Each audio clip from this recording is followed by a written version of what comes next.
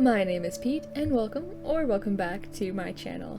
Last week, I did talk about this library, and the cliff face that you can see behind. Now you guys know that it is going to be my castle build, so that is what we're going to focus on today.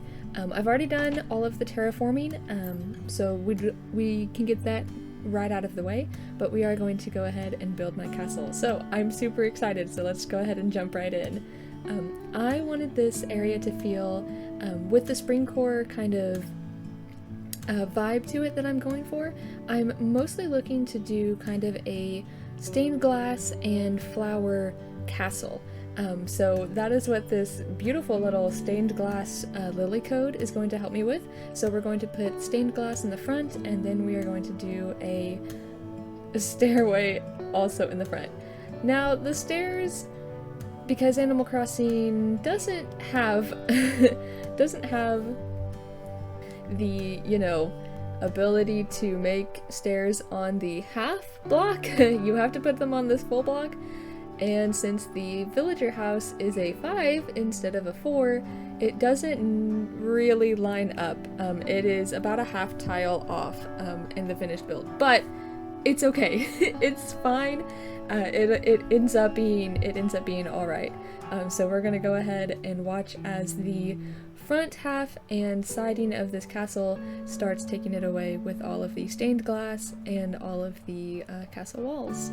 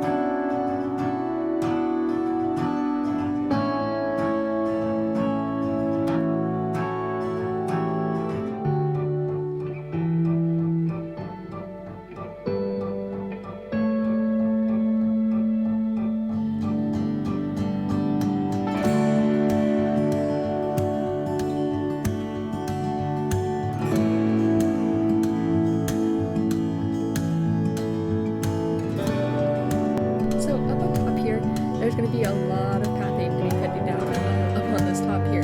So while it is going to, take that away, I'm going to talk a little bit about the idea behind this. I really wanted this area to feel very castle-y. I haven't really made an actual full castle on my medieval build yet. A medieval island that doesn't have a castle build. So I obviously had to make a castle, and I was really excited to do so. I really like the different ways that you can style castles in the New Horizons game.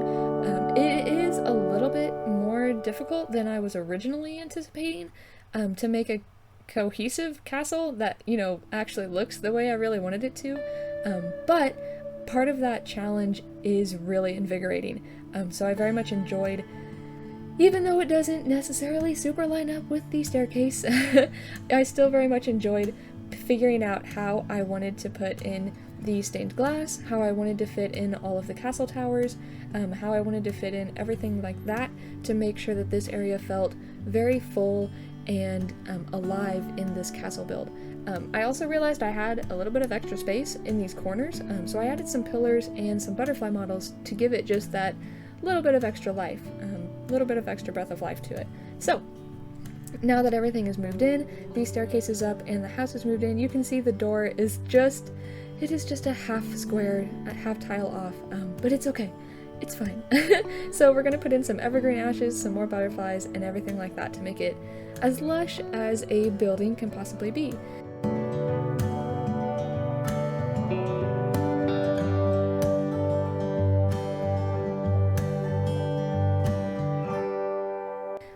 And then we're gonna go ahead and do a little bit of light water terraforming.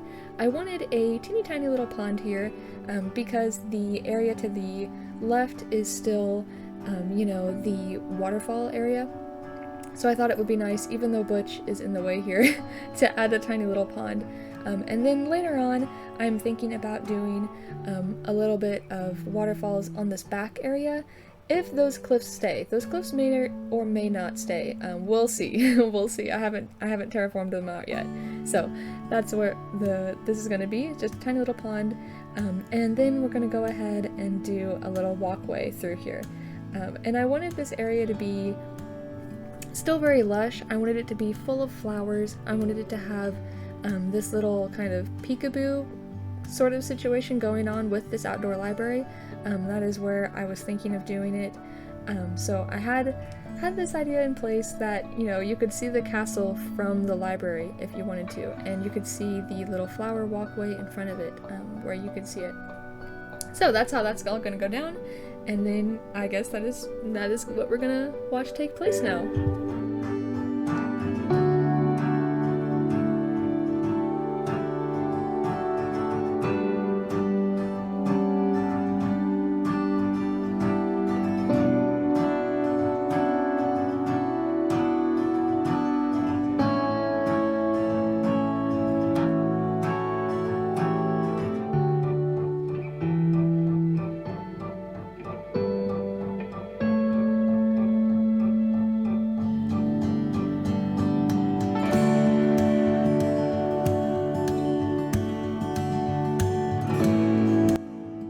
But putting all of these flowers in place, I was super pleased with how they started filling this area out. I know I've said it before that I like things to be full but not overcrowded. For this area, I did want things to be a little more overcrowded than full, just because I wanted it to feel as absolutely lush and as absolutely overgrown as I could actually get it to be, mostly because I wanted this to feel, you know, that full Springcore vibe, full force in this area. That way it would feel much more alive in a certain way. So that's why I have so many flowers here instead of a mixture of flowers and pathing like I kind of normally do. But we're going to move on, and we're going to place just a tiny little seating area.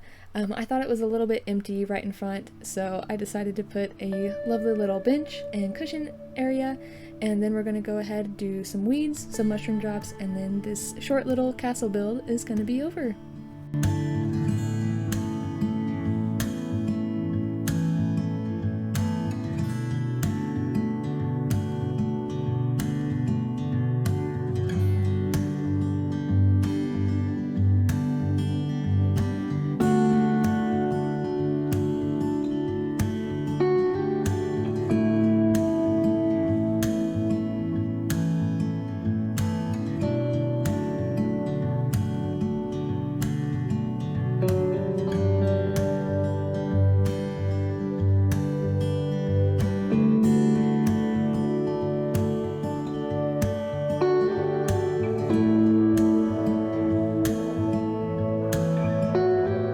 And right about here, I did notice that I had left quite a few empty holes for flowers. I guess with the tree, I just didn't see them. So I'm going to move some of the flowers around so that I don't have like 5 weeds just sitting in the one area. So we're gonna move it around to make it a little bit more organized. All right, and it's done. It is super sweet. It is super simple.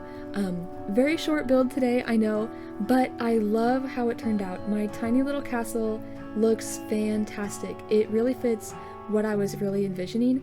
Just a very simple, very lively little Springcore castle. So I'm really pleased with it, and I hope this was inspiring to you, and I hope to see you next time. Bye bye!